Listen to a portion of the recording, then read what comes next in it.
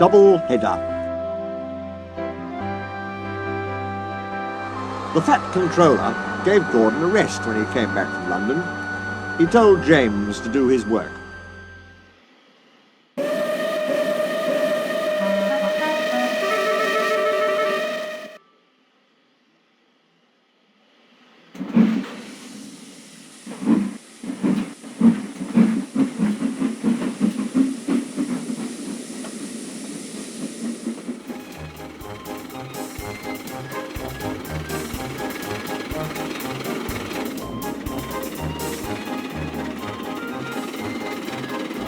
James got very conceited about it.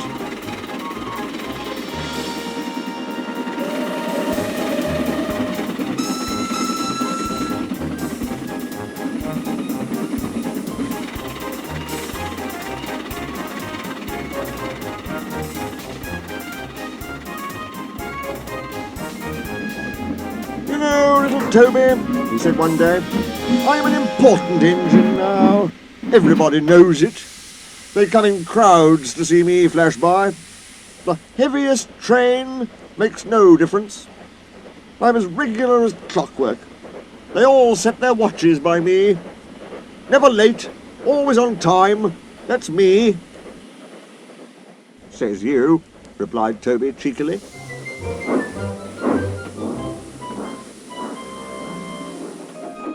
Toby was out on the main line. The Fat Controller had sent him to the works. His parts were worn. They clanked as he trundled along.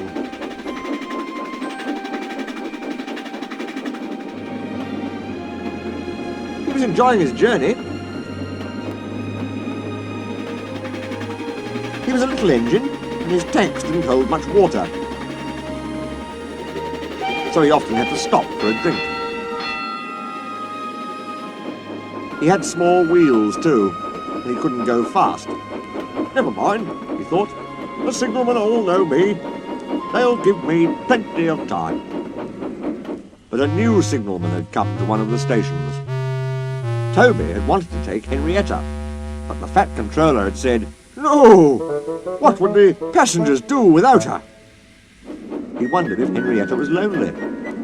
Percy had promised to look after her, but Toby couldn't help worrying. Percy doesn't understand her like I do, he said. He felt thirsty and tired. He had come a long way.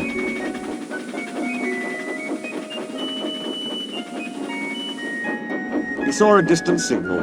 Good, he thought. Now I can have a nice drink and rest in a siding till James has gone by. Toby's driver thought so too. They stopped by the water crane. His fireman jumped out and put the hose in his tank. Toby was enjoying his drink when the signalman came up. Toby had never seen him before. "No time for that," said the signalman. "We must clear the road for the express." "Right," said the driver. "We'll wait in the siding." "No good," said the signalman. "It's full of trucks. You'll have to hurry to the next station. They've got plenty of room for you there."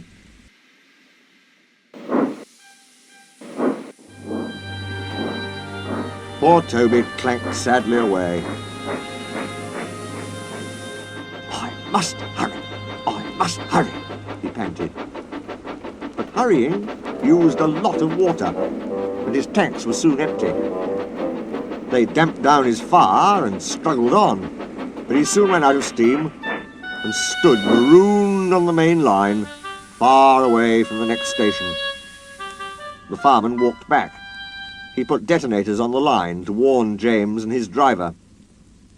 Then he hurried along the sleepers. "I'll tell that signalman something," he said grimly. James was fuming when Toby's fireman arrived and explained what had happened. "My fault," said the signalman. "I didn't understand about Toby." "No, James," said his driver. "You'll have to push him." "What? Me?" snorted James. "Me? Push Toby and pull my train?" "Yes, you." "Shan't." The driver, the fireman, the passengers and the guard all said he was a bad engine.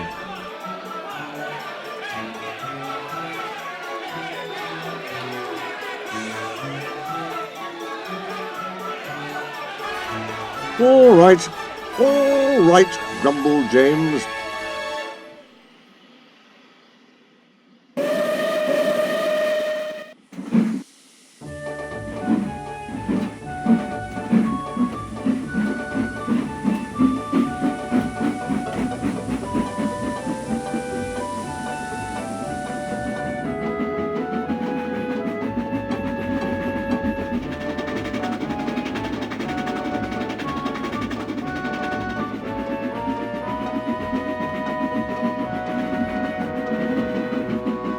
He came up behind Toby and gave him a bump.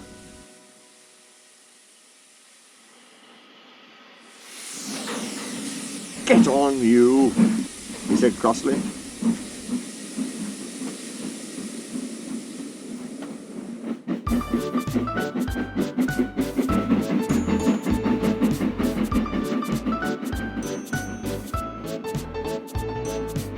James's driver made him push Toby all the way back to the works. It serves you right for being cross, he said.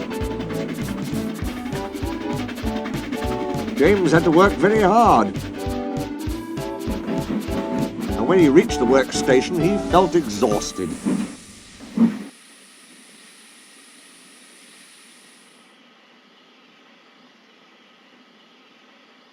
Some little boys ran along the platform. "Coo," said one. "The express is late. A double-header too. Do you know what I think? I think," he went on, "that James couldn't pull the train, so Toby had to help him." "Caw," said James, and disappeared in a cloud of steam.